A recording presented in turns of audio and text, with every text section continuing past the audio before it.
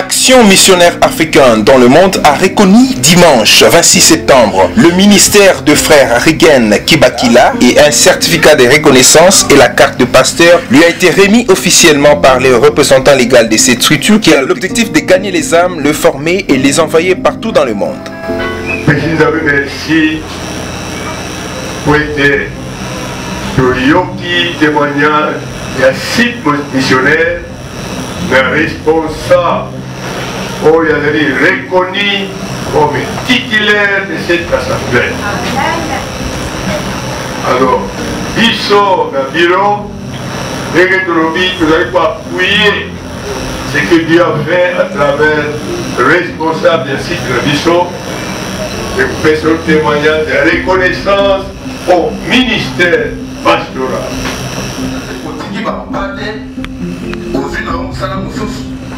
Parce que ceux qui ont dit qu'on va parler, alors dîner de reconnaître le pasteur. Parce qu'on ne peut reconnaître le pasteur que lorsque vous avez dit. Est-ce que vous dites qu'on va parler au cours de la bango, pour ça, on va comme la moussous. Il y a la mission.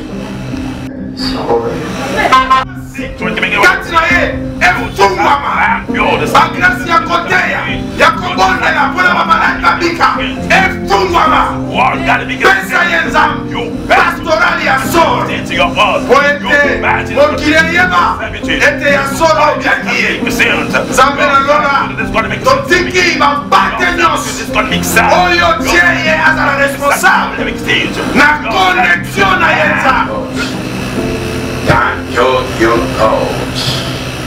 Thank you, coach. Il s'y est de signaler que le nouveau pasteur de la MAM est le fils spirituel du révérend prophète Didier Lusamba de l'église Nazali Kimbanteke et station de la MAM. Le patriarche Kelani a promis sa consécration les jours à venir.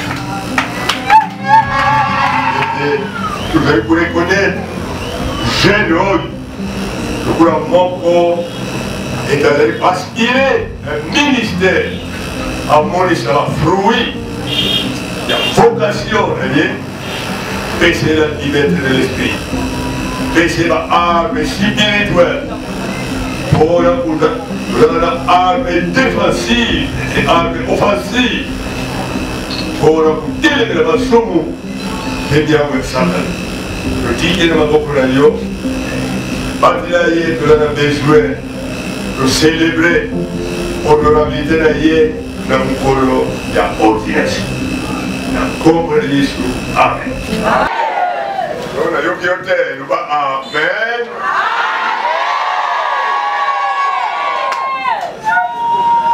Et pour ça, on a tenu ensemble. On a voulu mon aîné. Mais ça a eu opportunité, il y a tout un yo. La vie de yo. Gangani. Bah, Gangani, bazali connecté spirituellement. Alors, nous sommes ici, après la Katikati Nama. Quand la lignée de la Guinée, se met à yo et non. Gangani, yo et non, la troisième personne à la ligne.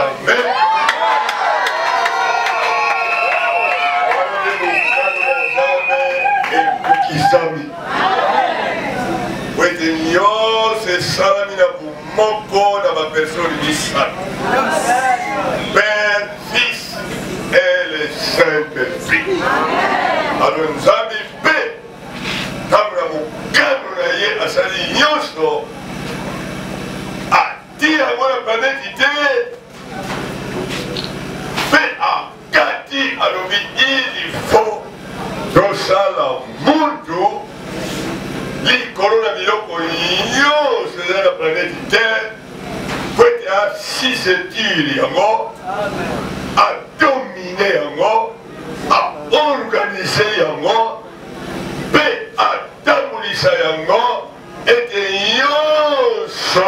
et que ça, la planète Terre, monde, n'a pas fait ça. Croire et pas une service. Donc, mon tour en paix, donc ça, tokosala ye na lolenge na eloko moko te oyo biso tosali me tokosala ye na lolenge na bomoko na mozalisi l'image de Dieu semblance ya Nzambe nde Nzambe asali muntu me muntu polokende mbango po obiangama muntu l'homme et la femme wana nde kangisi être humain mobali ye moko akoki te mwasi ye moko akoki te il faut azala na présence ya Saint-Esprit ya Kristo oyo alata nzoto na ntango wana image ya Nzambe ezali possible manifeste et là moko akoki kobongisa plan ya lobiko na molimo na moto aza te aza te. Et c'est pourquoi parce que nyonso batindami mpona kotatula mabumba mina Nzambe te. Non, dans chaque pays Dieu a choisi les hommes. Amen. A commandé les hommes mis à part pour lui pour le kulimu na batu mabumba ni elebete mulimu wana leponeli ezali bisore. Amen. D'aller pour l'anglais, parce que nous ne sommes pas des anglais. D'aller pour le français, mais ça dit pour le français, et quand on a un mot qui s'est maman, il y a un peu il y a un congolais.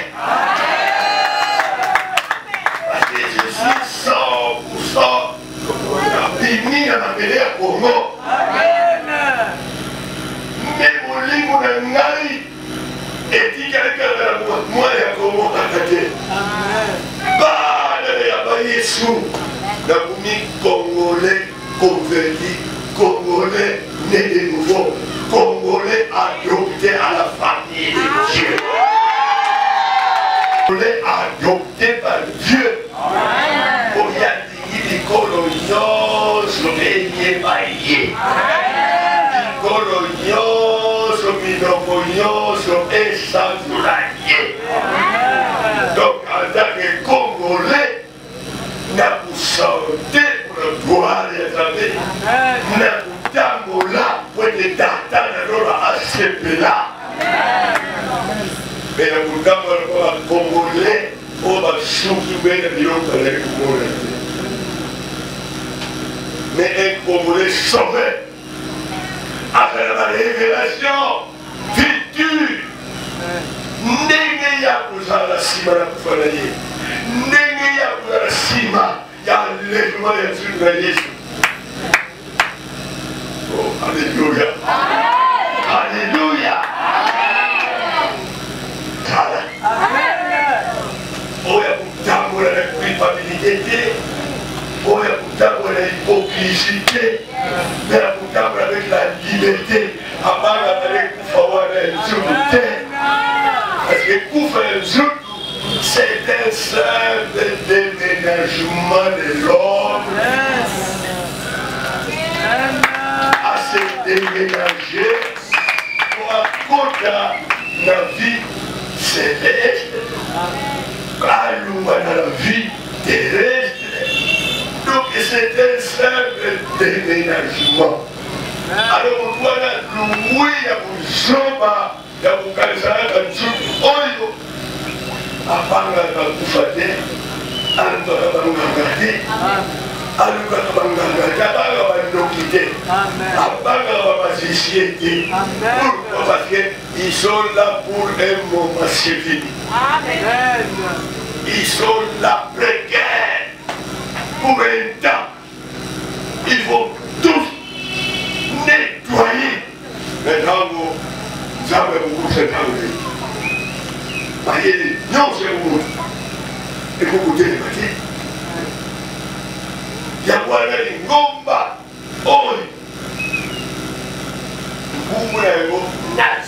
Jésus-Christ.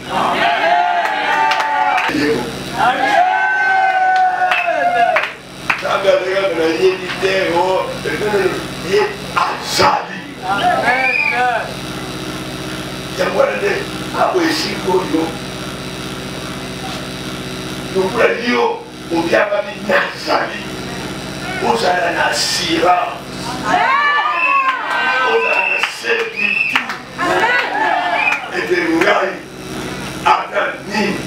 Adani, Nathalie Mohamed.